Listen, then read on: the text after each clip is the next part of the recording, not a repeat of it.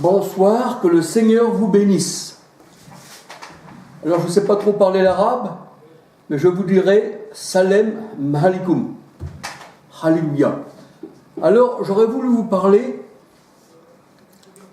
du Seigneur Jésus-Christ et aussi du Coran, bien que je ne connaisse pas trop le Coran, mais je le connais quand même un peu, sinon je ne pourrais pas en parler. J'aurais voulu débattre, ou plus ou moins parler à nos amis musulmans ce qu'il y a comme différence entre un véritable chrétien qui s'appelle plutôt un chrétien et un chrétien qui se dit de Dieu mais qu'il n'y est pas. Alors, on va étudier un peu ce qui est écrit dans la parole de Dieu. Et je vais partager, si vous voulez bien, avec vous, ces quelques versets de la parole de Dieu et aussi les versets du Coran.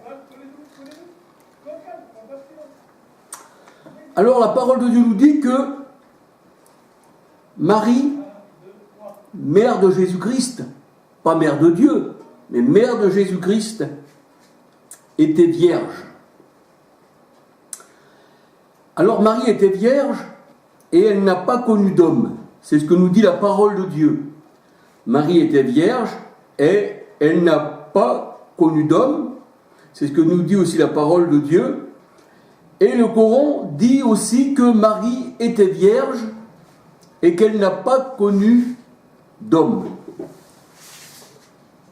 Alors, il est vrai que si Marie n'a pas connu d'homme, parce qu'elle était vierge, donc Jésus n'est pas le fils d'un homme, et on dit aussi que Jésus n'est pas le fils de Dieu. Alors c'est vrai que là on pourrait se demander qui est le père de Jésus. Pas d'un homme, pas de Dieu. Dieu ne s'attribue pas de fils, il n'est pas associateur. Et c'est vrai, Dieu n'est pas associateur. Dieu, nous dit la Bible, est un. Jacques 2, verset 19. Et il est dit encore dans la parole de Dieu que celui qui adore Dieu, c'est-à-dire le seul Dieu tout-puissant, l'adore en esprit et en vérité. Jean 4, verset 23-24. Alléluia. Alléluia, ça veut dire gloire à Dieu. Que Dieu soit béni et qu'il nous bénisse. Alors, c'est vrai que si on prend la doctrine romaine, la doctrine de la Trinité, eh bien la doctrine de la Trinité nous emmène non pas dans la doctrine de la Bible, dans la doctrine de Jésus-Christ, mais elle nous emmène dans une doctrine erronée, une doctrine étrangère à la parole de Dieu. Vous savez, le Seigneur, dans sa parole, tout le monde sait que Jésus était juif. Et la parole de Dieu nous dit dans Jean 4, 22, le salut vient des Juifs. Le salut vient des Juifs. Le salut, la parole de Dieu nous dit, c'est d'être fondé sur le fondement des apôtres du Christ, c'est-à-dire les enseignements que Jésus a donnés à ses disciples, qui sont appelés les apôtres, pour avoir la vie éternelle. Alors il est vrai que si nous pensons que les véritables chrétiens ont trois dieux, comme le Coran nous le dit, et qui dit que les chrétiens sont des associateurs, je les approuve. Parce que le Seigneur dit, tu ne associeras pas d'autres dieux. Avec moi, je suis un Dieu jaloux. Le Dieu de la Bible, est un Dieu jaloux. Le Dieu de la Bible est unique.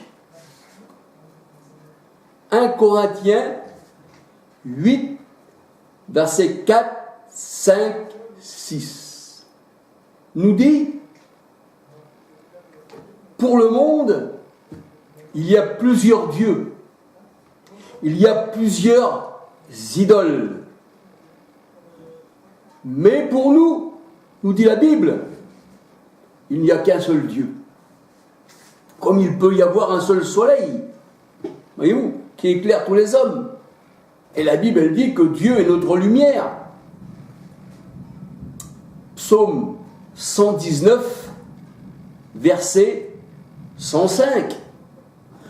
Dieu est une lumière à mes pieds. Ta parole est une lumière à mes pieds. Mais il est vrai que nos amis musulmans, si ils voulaient comprendre ce que je veux leur dire, c'est pour ça que la parole de Dieu nous dit que celui qui a des oreilles pour entendre, entende ce que l'Esprit dit aux églises ou aux hommes. Apocalypse 2,7. Parce que Dieu est esprit. Jean 4, 23, 24. Et la parole de Dieu nous dit que, eh bien, nous sommes tous abreuvés d'un seul esprit. 1 Corinthiens 12, verset 13. Ça veut dire que ce Dieu qu'on ne voit pas, qui est comme le vent, eh bien, il est venu habiter dans ses élus. C'est ce que nous dit la Bible. La Bible, elle dit que Dieu est venu habiter dans ses élus et que Dieu en nous donne ses ordres. Voyez-vous ? Parce que Dieu n'habite pas dans des temples faits de main d'homme. C'est pour ça que le temple de Jérusalem a été détruit d'ailleurs. Et l'étape de la loi de Moïse. Alors si vous voulez bien, on va revenir un peu plus près pour reprendre un peu tout à peu près à zéro. Alors voici la parole de Dieu nous dit, ça c'est écrit dans la Bible, que Jésus, mais Jésus veut dire Dieu sauveur, Yeshua, Messia, Jésus, Dieu sauveur, Issa, Sienna Issa. Jésus veut dire Dieu sauveur. Alors c'est vrai que là je parle du corps de Jésus-Christ. Je parle du corps, de la chair de Jésus. Pas de ce qu'il y avait dans ce corps, mais de la chair de Jésus. La Bible, la parole de Dieu nous dit que Jésus est né de l'Esprit Saint. Matthieu 1, 18, 20. Matthieu 1, 18, 20. Alors que dans le Coran, il est dit que le Saint-Esprit, c'est Gabriel. Alors, Luc 4, verset 1, la parole de Dieu nous dit, dans la Bible, que Jésus était rempli du Saint-Esprit. Luc 4, 1. Jésus rempli du Saint-Esprit. Alors, si Jésus, eh bien, serait né de Gabriel, ça voudrait dire que Jésus serait rempli de Gabriel. Et Gabriel, dans la parole de Dieu, c'est-à-dire la Bible, c'est un ange. Je vais vous lire le verset, si vous voulez bien. Je vais aller chercher la Bible qui est là. Voilà. Alors ça, c'était l'annonce à Marie qu'elle va devenir enceinte et qu'elle n'a pas connu d'homme. Mais quand même, elle deviendra enceinte parce que Dieu l'a voulu. Alors, il est écrit dans Luc 1,26, dans Luc 1,26, il est écrit « Au 6e mois, l'ange Gabriel fut envoyé par Dieu dans une ville de Galilée du nom de Nazareth. » Luc 1,26. Luc 1,27, plus loin. Alors, l'ange Gabriel a été envoyé par Dieu dans une ville de Galilée du nom de Nazareth, chez une vierge. Voyez-vous, Marie était vierge, c'est ce que dit aussi le Coran. Fiancée à un homme du nom de Joseph de la maison de David. Le nom de la vierge était Marie, donc Myriam. Alors l'ange entra chez elle et dit « Réjouis-toi, toi qui es comblée, toi qui as reçu une grâce. Le Seigneur est avec toi. » Voyez-vous, Marie, les catholiques disent qu'elle est remplie de grâce et qu'elle donne la grâce. Alors que Marie aussi, elle avait besoin de Dieu son Sauveur. Donc, un véritable chrétien ne prie pas Marie. C'est de l'idolâtrerie. Malheur à celui qui se confie dans l'homme, nous dit la parole de Dieu. Malheur à celui qui se confie dans un homme, mais heureux celui qui se confie dans le Tout-Puissant. Alléluia. Alors l'ange, il entra chez Marie et lui dit « Réjouis-toi, comblé par la grâce. » C'est-à-dire Dieu a fait une grâce à Marie, parce que c'était aussi une pécheresse, bien qu'elle soit vierge. Alors troublée par cette parole, Luc 1,29, troublée par cette parole, elle se demandait ce que pouvait bien signifier une telle signification, et une telle salutation. L'ange lui dit, voyez-vous, la Gabriel, ce n'est pas le Saint-Esprit, mais là c'est un ange. Luc 1,30. L'ange lui dit, et ange, eh bien, ça signifie envoyé dans la parole de Dieu. Comme le mot apôtre, ça veut dire aussi envoyé. Voyez-vous? Alors l'ange lui dit, n'aie pas peur, Marie, car tu vas trouver grâce. C'est-à-dire, tu es pécheresse, mais je t'ai fait une grâce. Car tu as trouvé grâce auprès de Dieu, et tu vas devenir enceinte. Tu mettras au monde un fils, et tu l'appelleras du nom de Jésus. Là, c'est l'ange Gabriel, envoyé dans la maison de Myriam, de Marie, qui dit à Marie, cet enfant, tu deviens enceinte, et tu l'appelleras du nom de Jésus. Alors au verset 32, Luc 1,32, il sera grand, et il sera appelé Fils du Très-Haut. Et le Seigneur Dieu lui donnera le trône de David son père. Luc 1,33, il régnera pour toujours sur la maison de Jacob, et son règne n'aura pas de fin. Donc ce n'est pas un enfant ordinaire, parce que son règne n'aura pas de fin. La parole de Dieu nous dit que Jésus est le Fils unique de Dieu. Et unique, ça veut dire qu'il n'y a pas de semblable. Il n'y a pas d'autre enfant qui serait né de Dieu qui soit unique comme Jésus est unique. Il n'y a pas d'autre enfant. En tout, Jésus a été parfait dans sa divinité et dans son humanité. Alors, je vais vous dire pourquoi l'humanité et la divinité. Ça, il faut que je vous explique. Mais ça, on va en venir après. Alors, Luc 1,34, Marie dit à l'ange, comment cela se produira-t-il puisque je n'ai pas de relation avec un homme? Donc, elle était vierge.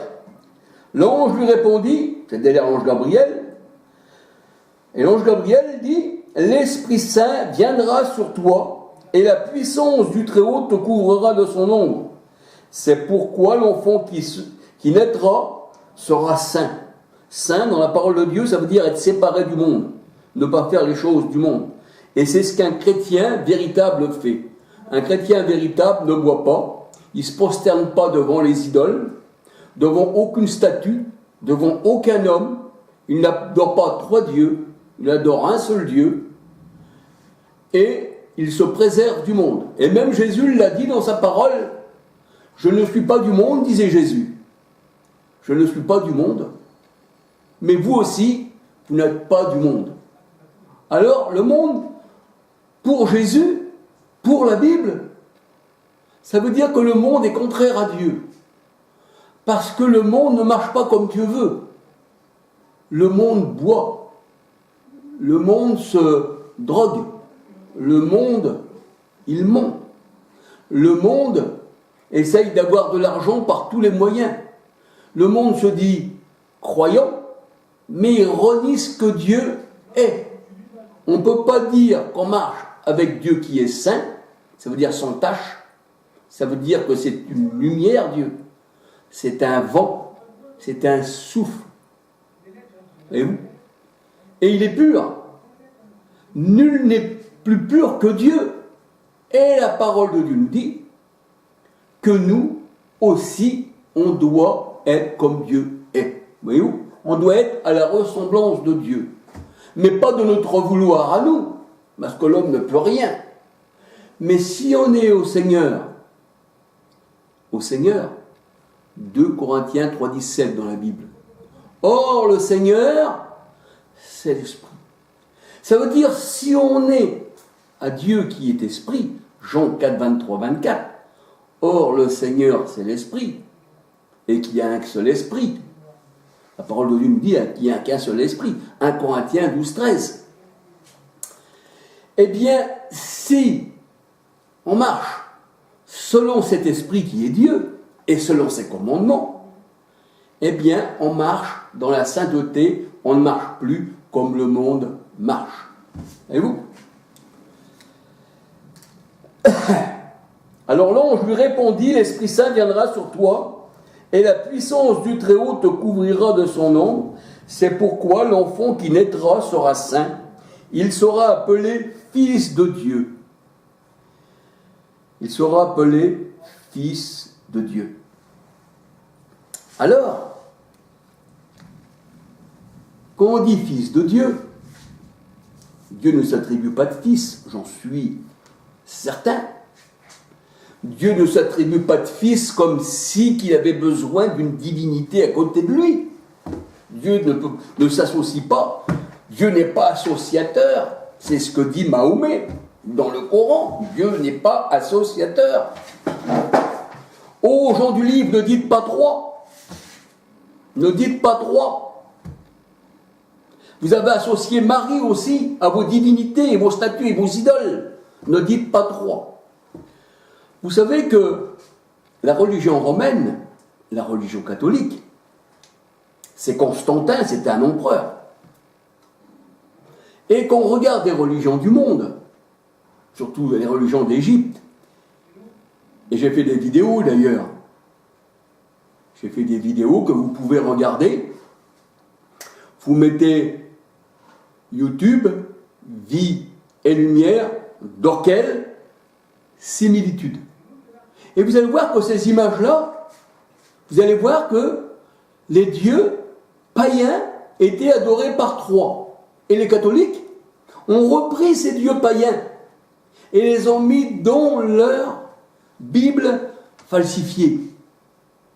Afin que les gens qui ne connaissent pas la parole de Dieu adorent aussi les dieux par trois. Mais la parole de Dieu nous dit, Jacques 2, 19, tu crois qu'il n'y a qu'un seul Dieu, tu fais bien. C'est-à-dire de croire le contraire, on fait mal. Voyez-vous ? Fils de Dieu ne signifie pas, pour un chrétien, que Dieu a un associateur comme fils. Non.